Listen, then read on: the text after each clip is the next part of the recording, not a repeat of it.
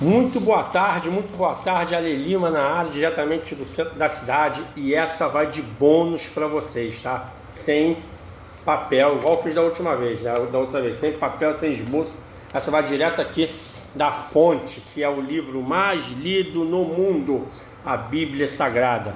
Então eu vou falar para vocês e vou fazer uma pergunta. Eu leio a Bíblia e vocês leem a Bíblia?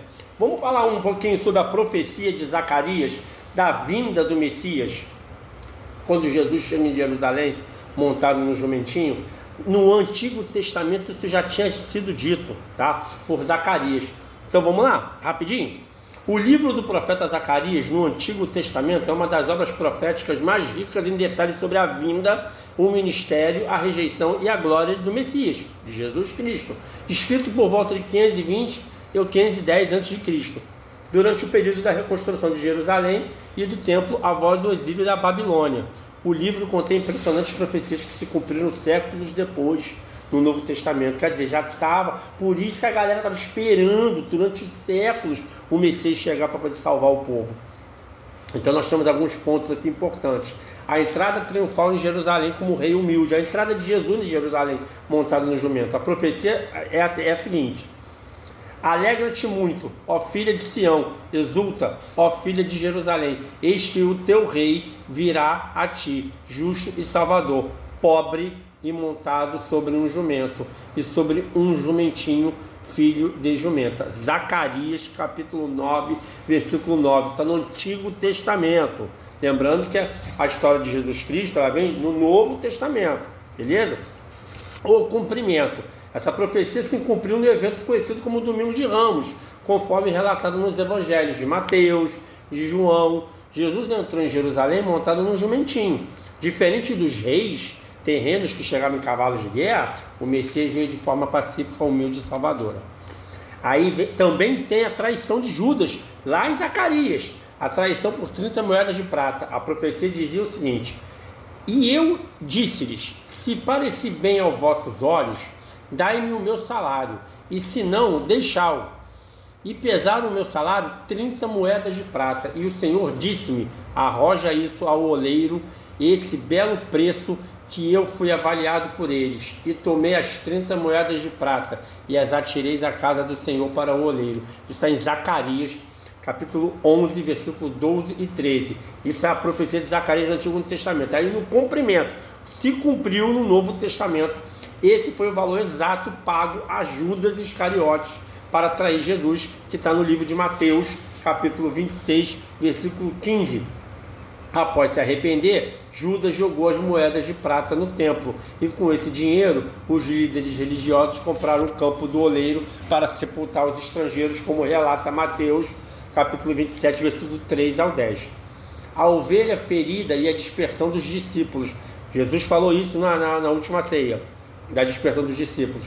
A profecia de Zacarias era a seguinte: ó espada desperta contra meu pastor e contra o homem que é o meu companheiro, diz o Senhor dos Exércitos, fere ao pastor e as ovelhas se dispersarão. Isso foi lá em Zacarias, no Antigo Testamento, capítulo 13, versículo 7. O cumprimento no Novo Testamento foi: o próprio Jesus citou essa profecia na noite da sua prisão, no Getsêmani, indicando que ele era o pastor apontado por Deus, e que seria ferido, e que os seus discípulos de fato iam abandonar ele, fugiriam logo após a sua prisão, como está em Mateus 26, 31 e está em Marcos 14, 27.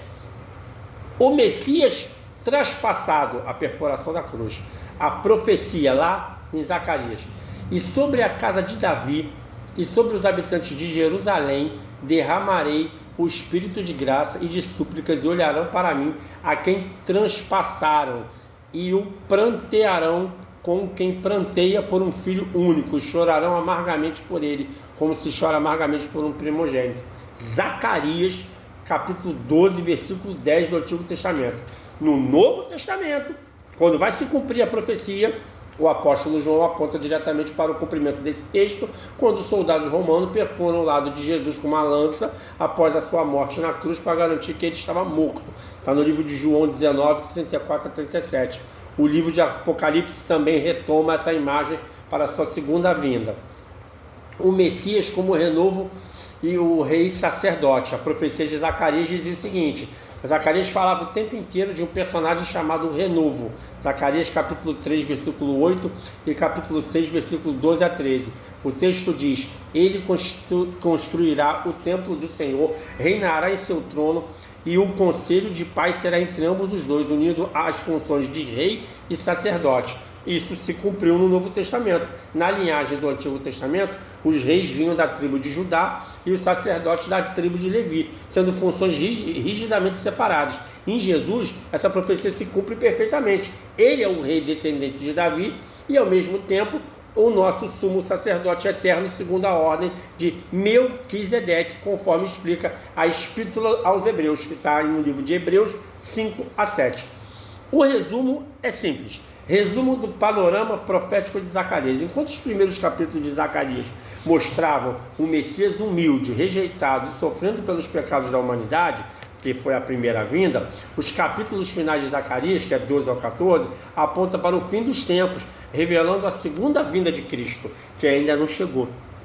Nós estamos esperando a segunda vinda de Cristo, quando ele retornará com glória para defender Jerusalém, restabelecer seu reino universal e ser reconhecido por todo o seu povo. Está aqui mais um bônus, mais uma passagem bíblica, mais uma passagem profética para que vocês possam entender. Você que é crente, que está começando agora no Evangelho, como eu, há 2 anos, estou estudando a Bíblia ardentemente, firme na rocha.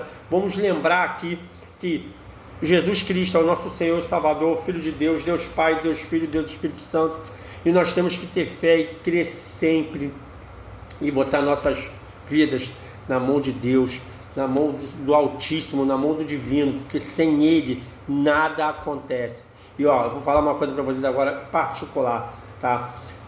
Eu vim de 2 anos, tá? De 2 anos para trás, eu era uma pessoa totalmente diferente. Eu era um cara da noite, eu era um cara que bebia, eu era um cara que tocava o terror, tá?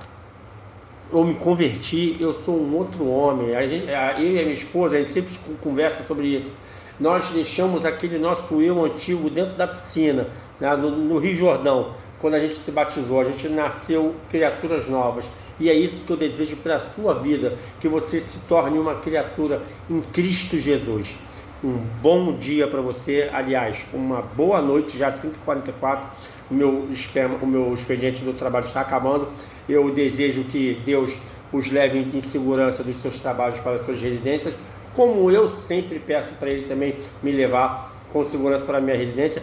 E aí vai mais de novo. Eu leio a Bíblia e você lê a Bíblia. Até a próxima passagem. Fiquem com Deus. Deus abençoe.